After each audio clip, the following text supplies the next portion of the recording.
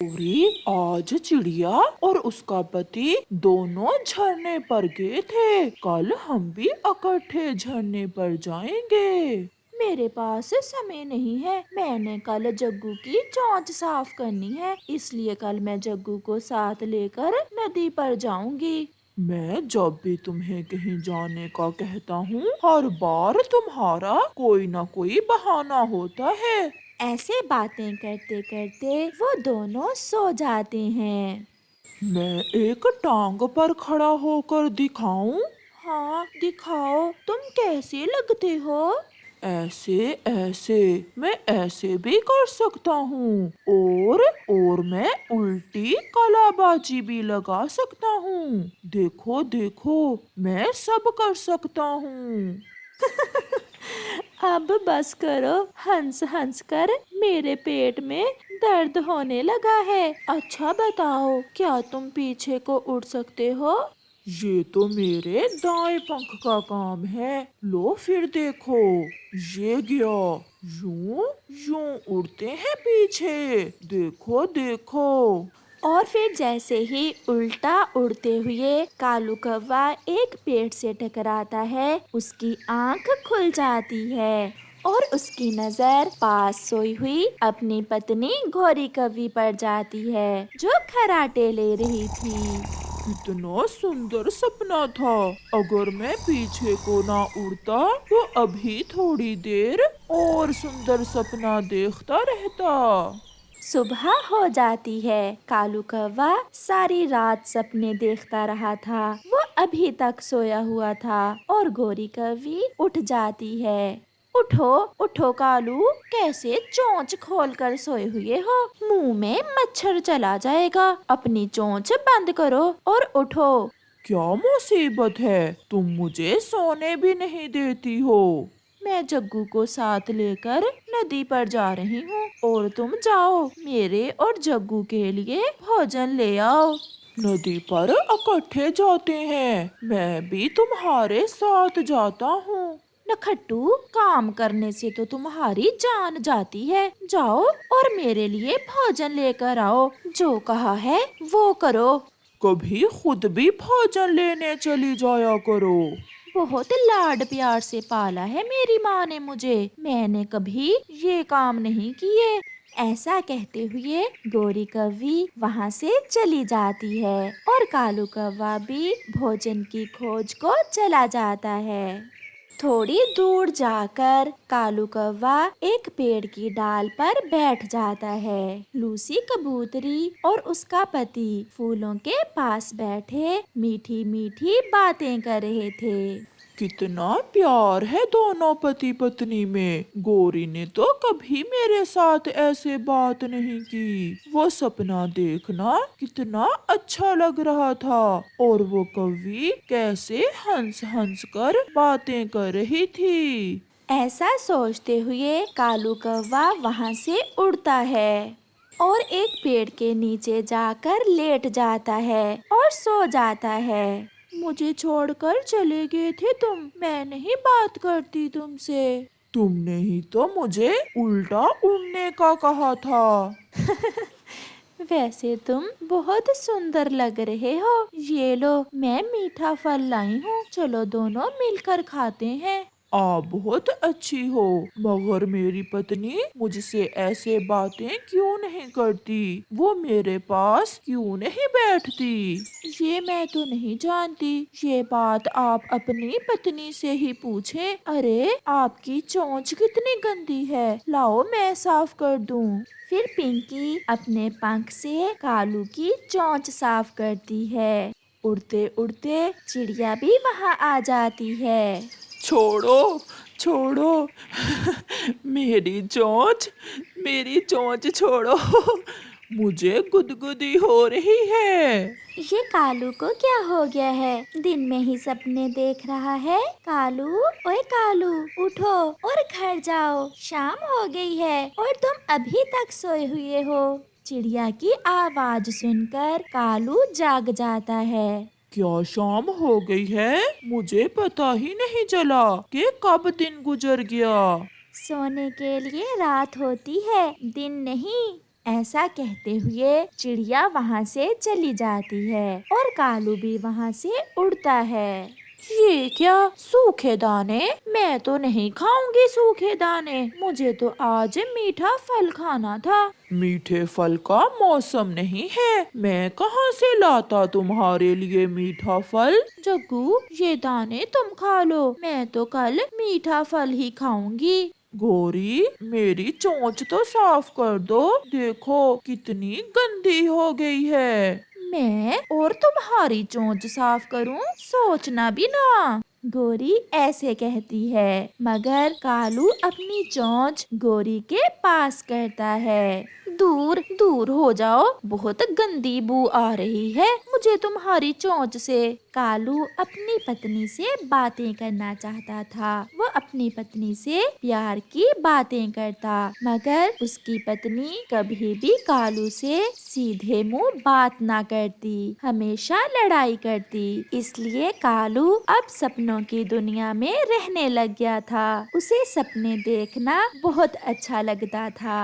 रात हो जाती है और कालू फिर से सपनों में खो जाता है। एक दूसरे का पंख पकड़कर छलांग लगाते हैं। चलो चलो, झरने पर जाकर गाना गाते हैं। कालू कौवा सोया हुआ ऐसे बातें कर रहा था। इसे क्या हुआ है? कहीं कालू पागल तो नहीं हो गया? कालू को बातें करता देख गोरी ऐसे कहती है। दूसरे रोज कालू कौवा गोरी से कहता है, गोरी, चलो आज जग्गू को साथ लेकर फूल देखने जाते हैं। और घर की सफाई तुम्हारी माँ करेगी, वो कौन करेगा? और आज मैंने अपनी सहेली से मिलने भी जाना है। फिर कालू कौवा अपने घर से चला जाता है। वो अपनी जिंदगी से बहुत तंग था, क्योंकि उसकी जिंदगी में परिवार की खुशियाँ ना थी। उसकी पत्नी ना तो उससे बात करती और ना ही उसे समय देती। ऐसी असली की जिंदगी से तो सपनों की जिंदगी ही अच्छी है। ऐसा सोचते हुए कालू कौवा फिर से सो जाता है। वो सो जाता है सपना देखने के लिए। वो सो जाता है चंद लम्हों के लिए, छोटी खुशियाँ ढूंढने के लिए। वो सो जाता है 2 पल सुकून से गुजारने के लिए। शाम हो जाती है। जब कालू कौवा घर नहीं आता तो गोरी कौवी चिड़िया के पास जाती है। चिड़िया, कालू अभी तक नहीं आया, क्या उसे कहीं देखा है? कालू कुछ दिनों से बड़े पेड़ के नीचे जाकर सो जाता है और सपनों में बातें करता है। अच्छा, वो रात को भी ऐसा ही करता है, उसे क्या हो गया है? पहले तो कालू ऐसा ना करता था। फिर गोरी और चिड़िया कालू को ढूंढने बड़े पेड़ की तरफ जाती हैं। कालू वहाँ सोया हुआ था। गोरी, मुझे कालू कुछ ठीक नहीं लग रहा, देखो तो कैसे सोया हुआ बातें कर रहा है। नहीं छोड़ूंगा, मैं तुम्हारा पंख नहीं छोड़ूंगा। चिड़िया, कालू तो सच में पागल हो गया है, चलो इसे उल्लू वैजी के पास लेकर जाते हैं। कालू, उठो कालू, शाम हो गई है और कई दिन से तुम ना कोई काम करते हो और हर समय सोए ही रहते हो। कालू भी उठ जाता है। चलो मेरे साथ चलो। मगर कहाँ? उल्लू वैजी के पास। फिर गोरी और चिड़िया कालू को साथ लेकर उल्लू वैजी के पास जाती हैं और उसे जाकर सारी बात सुनाती हैं। मुझे पता चल गया है कि कालू को क्या हुआ है। कालू, तुम जाओ, अब तुम घर जाओ। कालू वहाँ से चला जाता है। गोरी, तुम्हारा पति अपनी जिंदगी से खुश नहीं है, क्या तुम उससे मीठी मीठी बातें करती हो? नहीं, मैंने कभी ऐसा नहीं किया। कभी अपने पति को साथ लेकर कहीं घूमने जाती हो? नहीं, मुझे तो समय ही नहीं मिलता। खुद को बदलो, इसमें दोष कालू का नहीं बल्कि तुम्हारा है।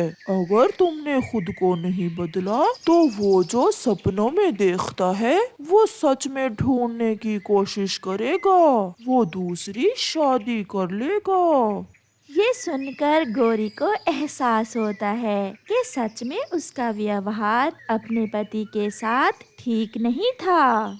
फिर उस दिन के बाद गौरी कवि खुद को बदल लेती है और अपने पति से मीठी मीठी बातें करती है, उसे प्यार देती है, उसके साथ झरने पर जाती है। ऐसे कालू कौवा भी अपने परिवार की खुशियाँ पा लेता है और सपने देखना छोड़ देता है। आधी रात का समय था जब कालू कौवा अपने घर में गहरी नींद सोया हुआ था।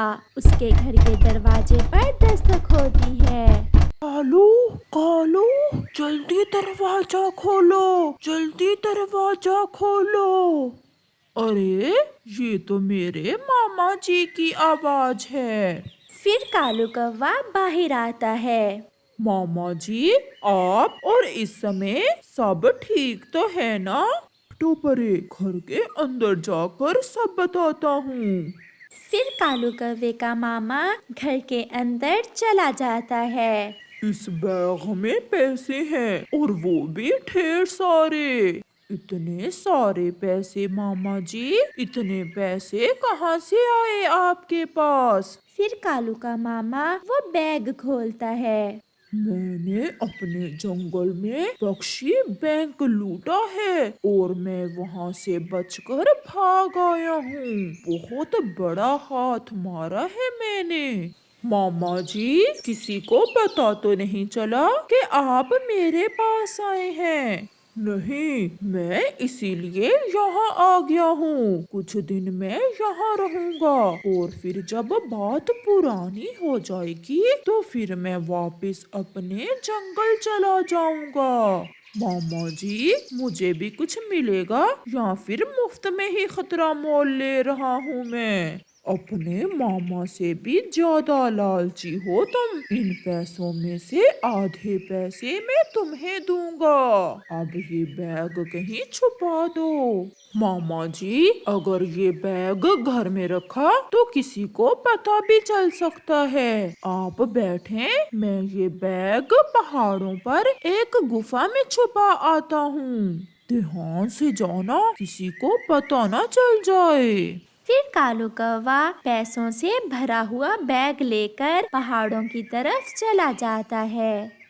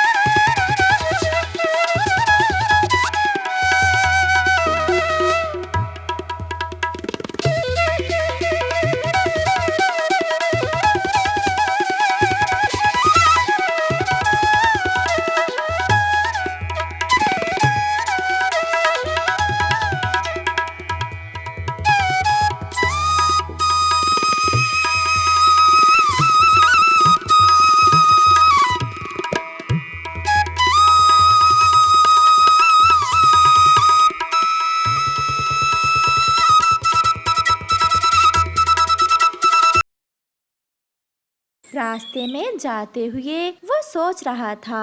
मामा जी तो इसमें से आधे पैसे मुझे देंगे। अगर मैं ये पूरा ही बैग लेकर कहीं भाग जाऊं तो किसी को भी पता नहीं चलेगा, और अगर पकड़ा भी गया तो मामा जी ही पकड़ा जाएगा। फिर ऐसा सोचते हुए कालू कौवा वो बैग लेकर दूसरे जंगल चला जाता है। सुबह हो जाती है। जब कालू कौवा वापस नहीं आता तो कालू का मामा बहुत परेशान हो जाता है। ये कालू कहाँ चला गया? कहीं कालू मुझे ही तो चूना नहीं लगा गया? नहीं नहीं, वो भांजा है मेरा, वो मुझसे ऐसा नहीं कर सकता। मैं बाहर जाकर किसी दूसरे पक्षी से पूछता हूँ उसका। चिड़िया, कालू को देखा है कहीं? हाँ हाँ, आप कालू के मामा जी है ना? मैंने कालू को कल नदी पर देखा था। मैं आज की बात कर रहा हूँ, कल की नहीं। नहीं मामा जी, आज तो सुबह से मैंने कालू को कहीं नहीं देखा। आप तोते से पूछ लें, वो तोते के साथ कभी कभी अमरूद खाने चला जाता है। कहाँ चला गया? आखिर कहाँ जा सकता है कालू? ये सोच सोच कर कालू का मामा बहुत परेशान हो रहा था। वो ये नहीं जानता था कि उसका भांजा कालू तो अपने मामा जी के साथ ही हाथ कर गया था। कालू कौवे को अब कुछ समझ नहीं आ रही थी कि वो इतने सारे पैसे लेकर कहाँ जाए। फिर उसे अपनी पुरानी दोस्त बुरी चील का ख्याल आता है और वो बुरी चील की तरफ चला जाता है। कालू, बहुत दिनों बाद मिले हो, कहाँ रहे हो इतने दिन? बुरी चील, मैं बीमार था, बस घर में ही रहा मैं। और कालू, इस बैग में क्या है? बैग? वो इस बैग में दवाइयाँ हैं। मैं 1-2 दिन आपके पास रहूंगा। क्या कोई एतराज तो नहीं है आपको? नहीं नहीं, मुझे क्या ऐतराज, मैं कौन सा भूल गई हूँ। जब मैं तुम्हारे पास गई थी तो तुमने कैसे मेरी सेवा की थी। मुझे बहुत भूख लगी हुई है, क्या घर में कुछ खाने को है? घर में तो कुछ नहीं है, मैं अभी तुम्हारे लिए मीठे फल लेकर आती हूँ। फिर चील वहाँ से चली जाती है। बस कुछ दिन अगर पुलिस से छुपकर गुजार लूं तो फिर मुझे जंगल का सबसे अमीर पक्षी बनने से कोई नहीं रोक सकता। ये घर तो अच्छा है, मैं ऐसा करता हूँ, चील को किसी तरीके से मार देता हूँ और फिर मैं कुछ दिन छुपकर इसी घर में गुजार लूंगा। चील भी कालू कौवे के लिए मीठा फल लेकर वापिस आ जाती है। वो दोनों भोजन करते हैं और सो जाते हैं। दूसरी तरफ कालू कौवे का मामा अपने भांजे को हर जगह ढूंढ रहा था, परंतु कालू उसे कहाँ से मिलता, वो तो बहुत दूर चला गया था। आधी रात को चील की आंख खुल जाती है। इस कालू के बैग में क्या है, जरा देखूं तो मैं। फिर चील कालू कौवे का बैग जैसे ही खोलती है वो तो हैरान हो जाती है। इतने ढेर सारे पैसे, तो ये कालू मुझसे कुछ छुपा रहा है। फिर कुछ सोचने के बाद चील सो जाती है। दूसरे रोज जब चील कालू के लिए भोजन लेने जाती है तो मैं कालू के भोजन में जहर मिला देती हूँ और कालू को मारकर उसके पैसों वाले बैग पर कब्जा कर लूंगी। फिर चील कालू कौवे के भोजन में जहर मिलाकर जहर वाला भोजन लेकर वापिस आती है। पीछे से कालू भी चील को मारने की पूरी तैयारी कर बैठा था, क्योंकि वो चील के घर पर कब्जा करना चाहता था। जब चील घर में दाखिल होती है तो कालू छुपकर वार करता है और एक बड़ी लाठी चील के सर पर मार देता है, जिससे चील वहीं मर जाती है। अब ये घर हुआ मेरा और मैं जब तक चाहूँ यहाँ रह सकता हूँ। यहाँ तो चील के डर से कोई आने वाला भी नहीं है। मामा जी, मुझे माफ करना, मैंने ऐसा किया। फिर कालू हंसने लग जाता है। हो, बेचारी मरने से पहले मेरे भोजन का भी बंदोबस्त कर गई है। फिर कालू वो भोजन जिसमें चील जहर मिलाकर लाई थी वो खा लेता है, जिसे खाने के कुछ ही देर बाद कालू कौवा वही मर जाता है और उन दोनों का लालच दोनों को मार देता है और पैसे वहीं के वहीं पड़े रह जाते हैं।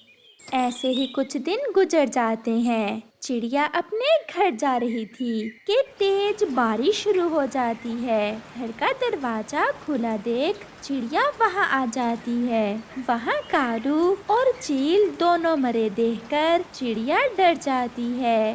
कालू का मामा कालू को कई दिनों से ढूंढ रहा है और कालू यहाँ मरा पड़ा है।